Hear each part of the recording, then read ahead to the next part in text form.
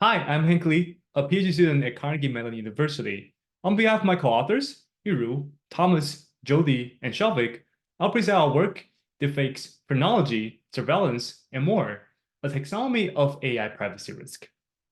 Nowadays, more and more products are designed and created with AI capabilities. For example, we use facial recognition to authenticate into our phones. We use large language model to generate text and support document writing, or we use diffusion-based algorithms to create images and arts.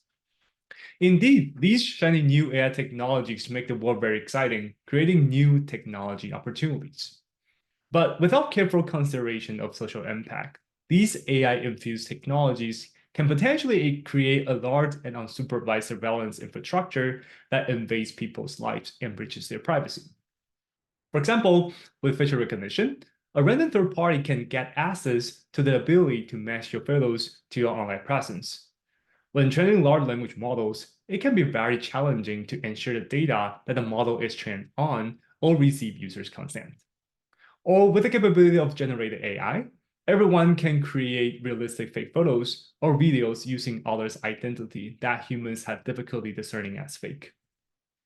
In fact, rather than hypothetical harms that can caused by AI, these are all real incidents that have occurred and are still occurring in the world we're living in today. So given the recent hype around AI, as well as its malintent, it is perhaps unsurprising to see that people are concerned about AI, how AI can affect their privacy. A recent survey with 10,000 people from all over the world found that many people believe that AI would result in less privacy in the future, citing concerns about collection of personal data, consent, and surveillance. At the same time, there is also a hype about what AI can and cannot do, making it difficult to separate real risk from speculative ones. On that note, it is worth clarifying that the dialogues about AI and privacy are not new. In some way, AI and privacy are bound because many of the privacy risks we talked about come from the collection and processing of personal data, similar to any other computational technology. Nevertheless, something is clear is that the modern advances have really changed the AI and machine learning's capability. And what's not totally clear right now is how these changes and advances in capabilities and the requirement of AI therein to unlock those capabilities have potentially changed about the privacy risk. The foundational question that we are asking in this work is, how does AI change privacy risk, if at all? To answer the key research question, we create taxonomy through a qualitative analysis process. To keep our process grounded in reality, not speculation, we scope our analysis to cases of privacy harms related to real-world AI privacy incidents. We source these from a popular AI incident database, AIAIC. AIAIC is a curated database of over 1,000 incidents where AI causes some types of harms. These incidents were tagged with, for example, harms related to privacy, fairness, transparency. Over 300 of these cases were tagged as being related to privacy at the time we conducted our analysis. We manually analyzed these cases to see if the privacy risk described in each instance was either created by, exaggerated by, or otherwise not meaningfully changed by the capabilities and requirement of AI. We also rooted our analysis against Solip's popular taxonomy proposed in 2006, which we used as a baseline to capture privacy concerns entailed by computing more generally, before the modern advances of AI. So if the privacy risk described in an incident is captured by Solip's taxonomy in a manner where the capabilities and requirements of modern AI plays almost no role or very little role, we said it was not meaningfully changed. On the other hand, if the risk described appeared to be different than what was captured by Solip's taxonomy, we ask if the risk here fundamentally new in some way, or whether capabilities and requirements of AI exacerbate this risk that we've known about. Very briefly, we identified in total 12 types of AI privacy risk and found that 93% of the incidents described involve a situation where the capabilities and all the requirements of AI either create or exacerbate the described risk. We also created a website at aiprivacytaxonomy.com to increase the reach of our work. In this presentation, I will highlight a few of the privacy risks related to the collection, processing, and dissemination of data. For the full list of privacy risks as well as associated case studies, please refer to the website and the paper. Let's first talk about risks that AI exaggerates. So these are risks that have always existed, but that something about the capabilities and requirements of AI can extend its intensity and scale. First, of course, surveillance, which is always a big concern when we talk about computing technologies that are constantly watching, listening to, or recording an individual's activities. So surveillance have long existed before AI, but AI exacerbates the risk by incentivizing the collection of ever more data to train and deploy effective models. There are reports, for example, schools that deploy student safety management tools to detect and prevent violence and suicides, but end up monitoring students' digital footprints like emails, online documents, internet usage, and social media accounts. Or reports in which employees' geolocation data from mobile devices were used to assess their performance, raising concerns about employee tracking even outside their work. Next examples of surveillance of increased scales and ubiquity are incentivized by the promise of AI being able to sift through this data to make sense of it very easily. Second, identification risk. Another well-known privacy risk entailed by AI refers to linking specific data points to an individual identity. For example, a picture of your face may not link to your identity by default, but with facial recognition technology, it's more easily to do so. AI technology can simplify and automate the identification process, looking across different sources in large scale, often in real time, and even with low quality or obfuscated data. Example of this is Clearview AI, a facial recognition software that allows a police officer to index into your online presence in real time with just a photo of you, even when you're wearing a hat or glasses in the photo, or with only partial view of your face. AI can also exacerbate insecurity risk, which refer to the carelessness in protecting collected personal data. Indeed, AI does not always meaningfully change insecurity risk.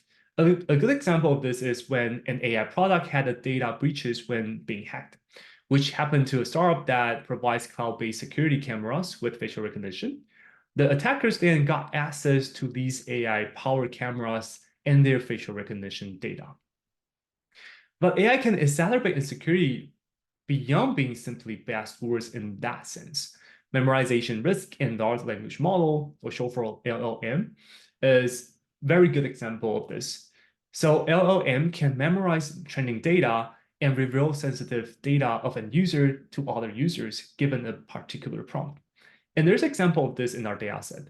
A chatbot trained on real-world text conversations was found to expose information like the names and home address of the users whose data on which the bot was trained on. So let's switch gears and talk a bit about risks that AI creates. So we found that AI can create two types of new risk: new instantiation of known categories of risk and new category of risk. So one new instantiation of risk is in distortion category, which refers to disseminating false and misleading information about people. So AI creates new types of distortion risk, and that we typically hear of is misinformation through deepfake, which exploits one's identities to generate realistic fake images and audio that humans have difficulty discerning as fake. In our dataset, we found 4chan users have used the fake technologies to create audio of celebrities saying homophobic and racist things that they had never said before. We also found AI created distortion risks that are less egregious. A filmmaker of a documentary used the fake to create scenes of an actor who had passed away for lines he had no recordings of. So this example also raised important questions about expectations around privacy in light of how generated AI can and should be used in different use cases. Finally, we found that there's a new category of risk that wasn't well captured by the original Solve's taxonomy that AI is enabling. And this is privacy risk related to phrenology and physiognomy. So physiognomy is a pseudoscience that purports that one can understand a person's character or personality traits like their intelligence, likelihood to commit a crime, by simply examining their physical features like face or body.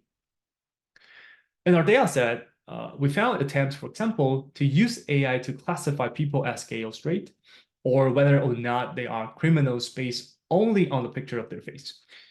Besides the problematic use of AI, these also raise privacy concerns where user-sensitive information is being inferred and potentially shared. To conclude, in this work, we identified 12 privacy risks that AI can exacerbate and create through an analysis of over 300 real-world cases. We also identified two main areas for future work. First, we should broaden the design space for privacy-preserving AI.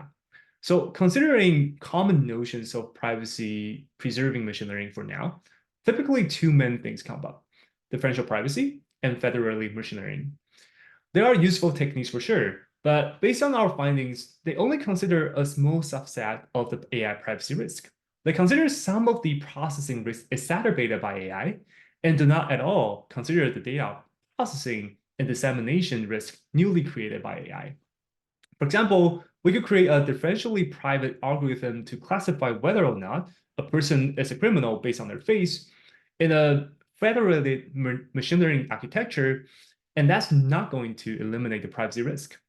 Future work should fill the gap of mitigating privacy risk created and exacerbated by AI by creating AI-specific privacy guidance, in which our taxonomy opens up a new design space for privacy-preserving AI tools that aim to raise practitioners' awareness of AI utility and intrusiveness trade-offs of their product ideas. Second, the capabilities and requirements of AI almost certainly to change with future advances. So too my AI privacy risk. While we haven't seen real-world cases, we can envision new types of privacy risks entailed by AI in the near future. For example, AI can create new interrogation risks, which refer to the convert collection of data when a person is being actively questioned. LLM-powered chatbots like ChatGPT, for example, could create new interrogation risks by imitating people interacting with users in natural languages, aiming to extract more personal information from them. Thus, we see our taxonomy as a living structure that helps scaffold the conversation about how advances in AI change privacy risk, and future AI privacy incidents can also expand the taxonomy as well. With that, this concludes my presentation, and we encourage you to visit our website and paper to learn more. Thank you for your attention.